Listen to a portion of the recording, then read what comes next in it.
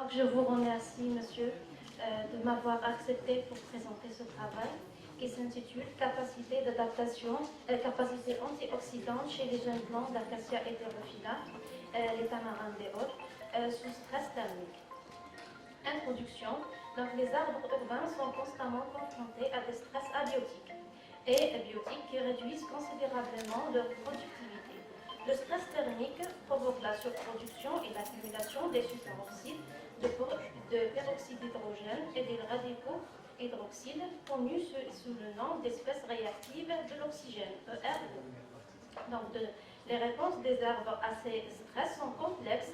D'une part, impliquent de nombreuses adaptations physiologiques, moléculaires et cellulaires, et d'autre part, développent des mécanismes de tolérance au stress qui font intervenir une large combinaison de facteurs tels que l'accumulation des osmoprotecteurs et le système de défense antioxydative relatif aux catalases et aux peroxydases.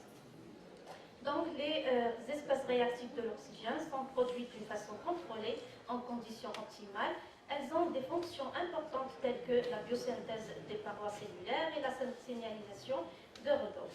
Le stress thermique provoque la surproduction des espèces réactives de l'oxygène et ce sont des substances hautement réactives, entraînent un stress oxydatif et endommagent les protéines, les glucides, les lipides et même l'ADN. Donc, pour faire face aux actions dommageables des espèces réactives de l'oxygène, les plantes ont mis au point un système de défense sophistiqué composé d'antioxydants de faible poids moléculaire tels que les peroxydases et les catalases.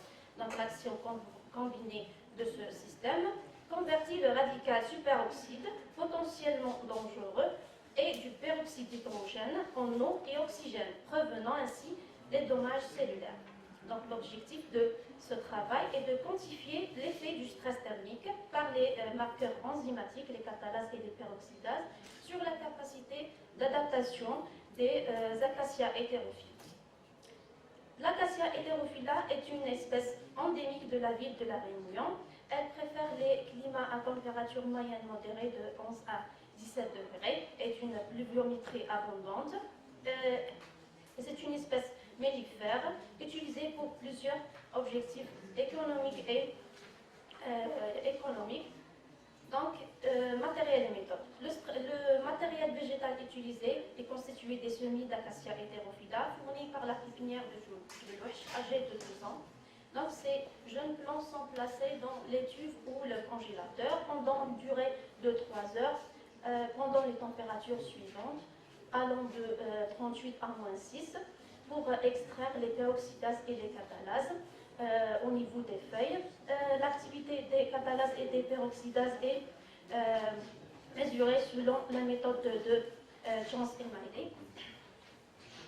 Donc, résultats et discussions. Les résultats obtenus du stress thermique par les hautes et basses températures indiquent que les teneurs en peroxydases sont supérieures aux témoins, sauf pour la température -6 où elle est inférieure à celui-ci, avec un taux de réduction de l'ordre de 46,68%.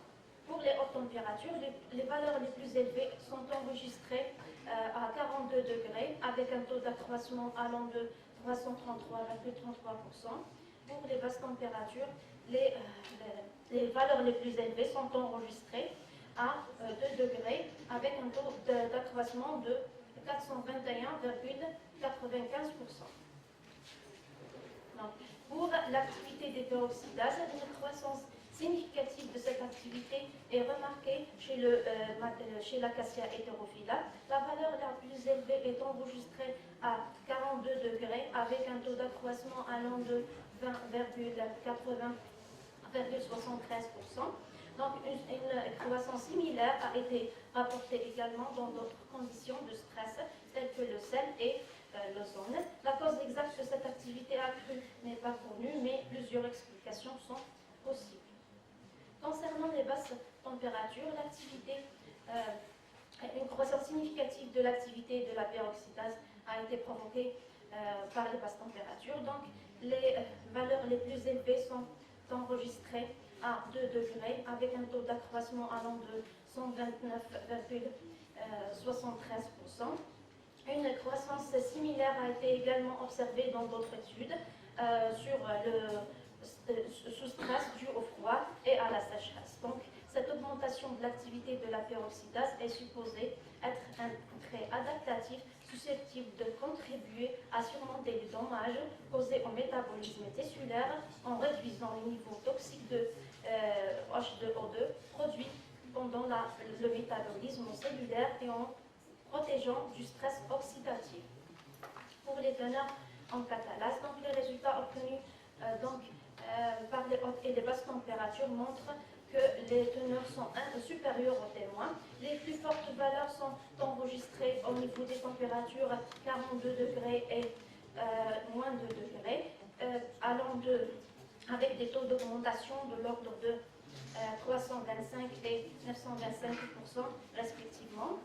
Pour l'activité des catalases pendant les hautes et les basses températures, une croissance significative de cette activité et elle est bien marquée aux températures 42 et 2 degrés avec des taux d'accroissement allant de 53,93 et 658,98%. Donc les mêmes résultats, sous les mêmes conditions de stress, sont observés dans l'étude de Rachid Kanouni en 2013 sur les 3 espèces Casuarina, Acacifolia, l'Acacia rétinoïde et le Biotin orientalis. Donc pour conclure, les plantes ayant des niveaux élevés d'antioxydants constitutifs ou induits auraient une plus grande résistance à ces dommages oxydatifs. Donc l'augmentation de l'activité des catalases et des peroxydases est un trait adaptatif susceptible d'aider à surmonter les dommages causés au métabolisme cellulaire en réduisant les niveaux toxiques d'H2O2 produits pendant le métabolisme cellulaire et en assurant une protection contre les stress oxydatifs. Donc, la présente contribution montre que cette espèce peut présenter des propriétés catalytiques intéressantes ainsi que la résistance thermique. Merci pour votre attention.